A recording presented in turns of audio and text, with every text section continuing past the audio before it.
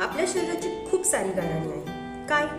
हात दुखतो, पाय दुखतो, कंबर दुखते, पाठ दुखते, उठता येत नाही, बसता येत नाही, गुडघे दुखतात, टाचा दुखतात, एक ना एक अनेक सागर काही ना काही दुखत असतं. ही शरीराची गाऱ्हाणे असणार ना? का नसणार?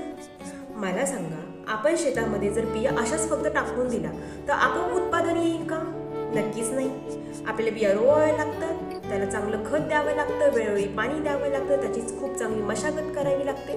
तेव्हा कुठं जाऊन त्या बिया आपल्याला खूप साऱ्या प्रमाणात उत्पादन देतं आणि आपल्याला त्याचा खूप सारा प्रॉफिट होतो. आपल्या शरीराचंही तसंच आहे.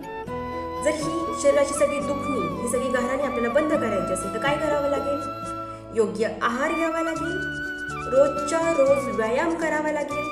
तेव्हा कुठे जाऊन शरीराची गाऱ्हाणे संपणार आहे, एक सुदृढ असं आपलं शरीर प्राप्त होणार आहे आणि आपण खुश राहणार आहोत.